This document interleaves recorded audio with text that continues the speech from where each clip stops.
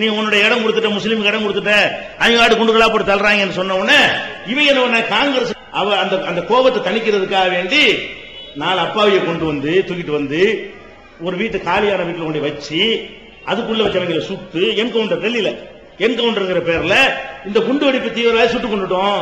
ஏன் சுட்டு கொண்டு புடிச்சு கொண்டு வழக்கு நடத்த வேண்டியதானடா? ஒரு காலியான வீட்டுல கொண்டு வச்சு தெருவில் உள்ள மக்கள் வழி வரக்கூடாது, இந்த வீட்டுல பயங்கரவாதி இருக்கிறான்னு சொல்லி ராத்திரி அப்பாய்களை கொண்டு உள்ள கொண்டு வச்சு வீட்டுக்குள்ள வச்சு சுட்டு தள்ளிவிட்டு 4 பயங்கரவாதி என்ன விட்டோம், சுடும்போது துப்பாக்கியில வந்து இவங்க ஒரு ஆள் சுட்டாங்க தவறுதலா. என்கவுண்டர் ஸ்பெஷலிஸ்ட் அந்த காலி பண்ணி விட்டாங்க. அப்ப அந்த மாதிரி சுட்டுவிட்டு என்ன பண்றாங்க கேட்டா முஸ்லீம் தான் பண்றாங்கிற மாதிரி கொண்டு போன உடனே இது ஆரம்பத்தில் வந்து நிஜம்னு நினைச்சாங்க எல்லாரும். ஓ பயங்கரமான தீவிரவாதி வந்து பதுங்கிட்டான் போல இருக்குது, அதுதான் வந்து பிடிச்சிட்டாங்க போல இருக்குன்னு சொல்லிட்டு அந்த பழசெல்லாம் மறக்குது. காங்கிரஸ் கவர்மெண்ட் கரெக்டா நடக்குது, குண்டு பிடிச்சவங்க வந்து கோர்ட்டுக்கிட்டு அலையாம ஒரேடியா போட்டு தள்ளிருச்சு அப்படின்ற மாதிரி ஒரு தோற்றத்தை உண்டாக்குறாங்களா. உண்டாக்குன பிறகு அக்கம் பக்கத்தில் உள்ளவங்க சொல்றாங்க, இன்னும் யாருமே வெறும் வீடுங்க யாருமே இருக்கலங்க, திடீர்னு ராத்திரி எல்லாம் வந்தாங்க, திடீர்னு உள்ள விட்டாங்க, யாரும் தங்கிலாம் இருக்கலங்க, போலீஸ் தான் ஆள்களை கொண்டு வந்துச்சுன்னு சொல்லிட்டு அவங்க மூலமா நியூஸ்கள் வந்த உடனே முலாயம் சிங், அமர் சிங் போன்ற சமாஜ்வாதி கட்சிக்காரங்க எல்லாம் உள்ள நுழைஞ்சு விசாரணை பண்றாங்க. அது 4 அப்பாவியை கொண்டு வந்து அவங்களா ராத்திரி கொண்டு வந்து அவங்களா ஒரு காலி வீட்டுல வச்சு அவங்களா சுட்டு தள்ளிவிட்டு டெல்லி குண்டு வச்சவங்க எல்லாம் சொல்லிச்சோண்டு இந்த காங்கிரஸ் என்ன பண்ணிட்டான், இப்படி ஒரு நாடகம் ஆடிட்டான். அப்ப முலாயம் சிங் அமர் சிங் கேட்டார்ல, நீ வந்து என்னங்கிறத வெளிப்படையா சொல்லு, நடந்த என்னன்னு சொல்லுட்டு. அப்ப இவன் சொன்னா, ராஜ்நாத் சிங் சொன்னா, அதெல்லாம் மக்களுக்கு சொல்ல முடியாது. எப்படி இது மக்களுக்கு சொல்லணுமா?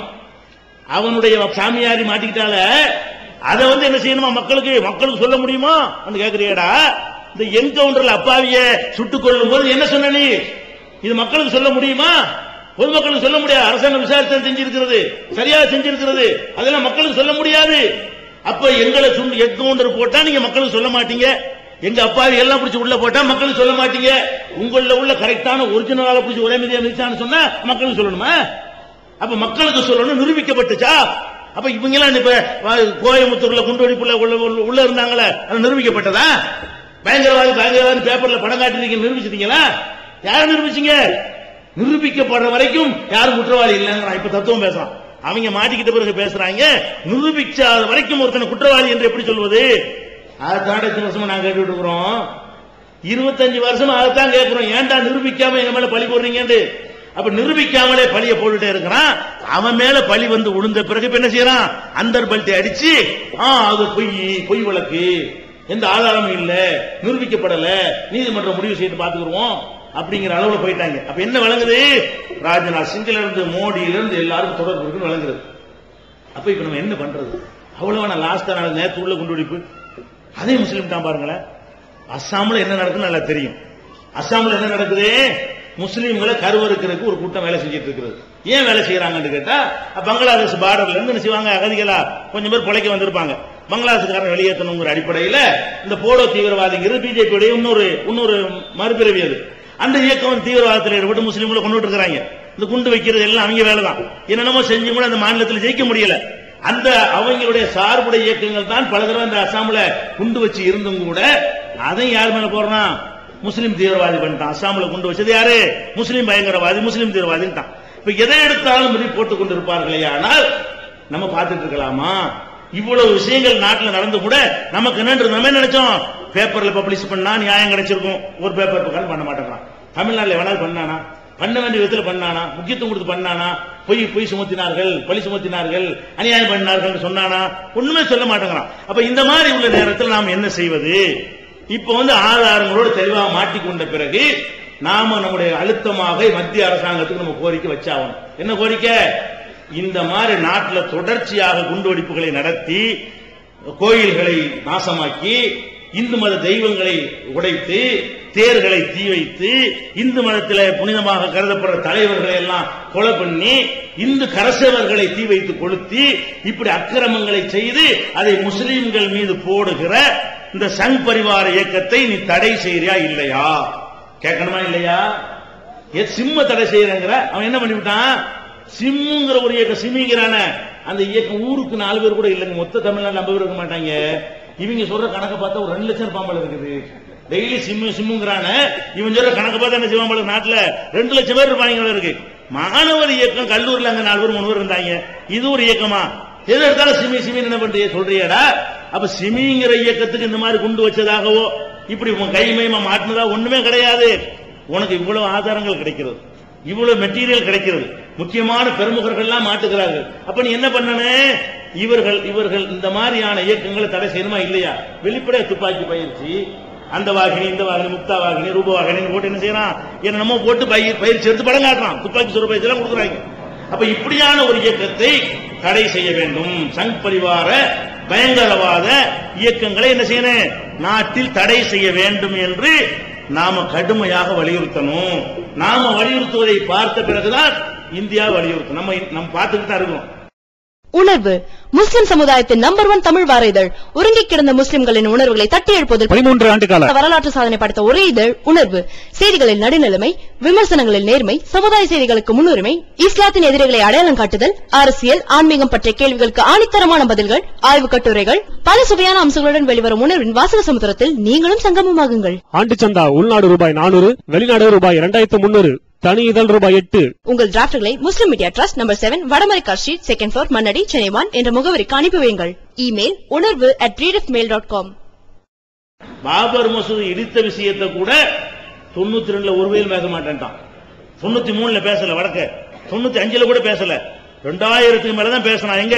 தமிழ்நாட்டில் மட்டும்தான் ஏதாவது நடந்துட்டு இருக்கும், தமிழ்நாட்டில் மட்டும்தான் போராட்டம் நடக்கும். நம்ம எல்லாம் செய்யறத பார்த்துக்கிட்டு நம்மளும் எதிர்த்து கேட்டா என்னன்னு சொல்லி என்ன செஞ்சான்? நம்மளை பார்த்து கத்துக்கிட்டானுவோம். வடநாட்டுக்கார மட்டும் ஒழுங்கா நம்மள மாதிரி தெளிவா இருந்தான்னு சொன்னா, ஒவ்வொன்னு நடக்கும்போது அப்பப்ப இறங்கி இருந்தான்னு சொன்னா இவங்க தடை செஞ்சிருக்கலாம். சரியான அந்த கூமுட்டம் வாங்கல, அதுக்கு சரியான உதாரணம் இங்க தான். எதுவும் தெரியாதவர்களாக, விவரமற்றவர்களாக என்ன செய்யறாங்க? வடநாட்டில் உள்ள சகோதரர்கள் இருக்கிறாங்க. அப்ப நாம இந்த களத்தில் இறங்கி சங் பரிவாரத்தை தடை செய்ய வேண்டும். சங் பரிவார இயக்கங்களை, எல்லா குண்டு வெடிப்புகளும் காரணமான, கோயில்களுக்கு இடிக்க காரணமான, பள்ளிவாசலை இடிக்க காரணமான, சர்ச்சைகளை இடிக்க எல்லா மதத்துக்கும் எதிரிவன். சர்ச்சையும் இடிக்கிறான், பள்ளிவாசலையும் இடிக்கிறான், கோயிலையும் இடிக்கிறான், எல்லாத்துக்கும் எதிரியா இருக்கிறான். இந்த மாதிரியான ஒரு இயக்கத்தை தடை செய்ய வேண்டும் என்று முதலாவது கோரிக்கை, ஒரு கோரிக்கை. இரண்டாவது என்ன கோரிக்கை என்றால், இதுவரைக்கும் நடந்திருக்கிற குண்டுவெடிப்புகளை எல்லாம் மத்திய அரசாங்கம் சிபிஐல சிறப்பு குழுவை நியமித்து எல்லாத்தையும் விசாரிக்கணும். புடிச்சியில முஸ்லீம்களை போட்டு பண்ணியில க்ளோஸ் பண்ணி ஃபைல மூடி வச்சிருக்கிறீங்கள, அது யாரு பண்ணனா என்று எல்லா வழக்குகளையும் ரீஓபன் பண்ணி திரும்ப திறந்து என்ன செய்யணும்? அதுக்குரிய நடவடிக்கை எடுக்கணும், விசாரிக்கணும். எல்லா வழக்குகளையும் மாநிலத்தில் கொடுக்க கூடாது. மோடிட்ட கொடுத்தா ஒழுங்கா விசாரிப்பானா? எடியூரப்பட்ட கொடுத்தா ஒழுங்கா விசாரணை நடக்குமா? மத்திய அரசாங்கத்தினுடைய சிபிஐ நுழைந்து அவன் போய் நுழைஞ்சு விசாரிச்சா ஒண்ணு பண்ண இயலாது. மத்திய அரசாங்கத்து கையில கொடுத்தா தான் மோடி எல்லாம் மாட்டுவாரு. இல்லன்னா மோடிக்கு ஆதரவா போலீஸ் ஃபைல க்ளோஸ் பண்ணிடுவாங்க. மத்திய அரசாங்கத்தினுடைய ஒரு அமைப்புல கொடுத்து தனி நீதிமன்றம், விரைவு நீதிமன்றம் அமைத்து இந்த வழக்கை சீக்கிரமாக என்ன செய்ய முடிக்க வேண்டும் என்பது இரண்டாவது கோரிக்கை. இந்த வழக்குகள் எல்லாம் நம்ம மேல உள்ள பழி அப்பதான் தீரும். முஸ்லிம்கள் மேல உள்ள பழி போட்டிருக்கானா இல்லையா, அது பழிங்கிறது அப்பட்டமா அப்ப தெரிய வந்துவிடும். அதுக்காக வேண்டி தட்டி கேட்பதற்காகத்தான் அந்த ஒரு இரண்டாவது கோரிக்கைக்காக போராட்டம். மூணாவது என்னன்னு கேட்டா, இவ்வளவு நடந்தும் கூட ஒண்ணுமே நடக்காத மாதிரி முஸ்லிம்களுக்கு எதிராக அசாத்திய மௌனம் சாதிக்கிற மீடியாக்கள். இந்த மீடியாக்களுடைய அசாத்திய மௌனத்தையும் கலைப்பதற்காக, ஏன்னா இப்படி இருக்கிறீங்களா, இப்படி அநியாயத்துக்கு எங்க மேல போட்டு இருக்கிறீங்களா, இப்படி மாற்றானுங்கள அதை அம்பலப்படுத்த மாட்டீங்களா, இவங்க தான் பண்ணாங்கன்னு சொல்ல மாட்டீங்களா, எங்க மேல பழி சுமத்தின நீங்களா அந்த பழிய துடைக்க மாட்டீங்களா என்று மீடியாக்களை நியாயம் கேட்பது மூணாவது கோரிக்கை. ஒன்னும் அவங்களை தடை செய்யணும், இரண்டாவது மத்திய அரசாங்கம் விசாரிக்கணும், மூணாவது மீடியாக்கள் என்ன செய்யணும், தங்களுடைய கண்களை திறக்கணும், அவங்க பாரபட்சம் இல்லாம இருக்கணும், நேர்மையாக நடக்க வேண்டும் என்று அவர்களை வலியுறுத்துவதற்காக வேண்டி ஒரு பெரிய ஆர்ப்பாட்டத்தை தமிழகத்தினுடைய எல்லா பகுதிகளிலையும் நடத்த வேண்டும் என்று தமிழ்நாடு தௌஹீத் ஜமாத் அறிவித்திருக்கிறது. நல்லா கவனிச்சுக்கிறேன், இது சாதாரண விஷயம் இல்ல. நம்ம திரள்றத பார்த்து வடக்க உள்ளவன் திரளணும், உடனே நடக்காது. மத்திய அரசாங்கம், செவுட்டு அரசாங்கம், அது மத்திய அரசாங்கத்துடைய காது திறக்கிறதா இருந்தா பம்பாயில, டெல்லியில, கல்கத்தாவில் எல்லா இடத்துலயும் போராட்டம் நடக்கணும். அங்கெல்லாம் நடக்கணுமா இருந்தால் நம்ம நடத்துறதை பார்த்தவனுக்கு என்ன செய்யணும், இதே கோரிக்கையை வைத்து அங்கங்க நடந்தால்தான் இந்த சங் பரிவார இயக்கங்கள் நம்ம பழி போடுவதை நிறுத்துவார்கள். நாம கண்ணியமா தலை நிமிர்ந்து வாழ முடியும். மற்ற மக்களும் இஸ்லாத்தை நேசிப்பார்கள். முஸ்லிம்களும் பாதுகாப்பாக வாழ முடியும்.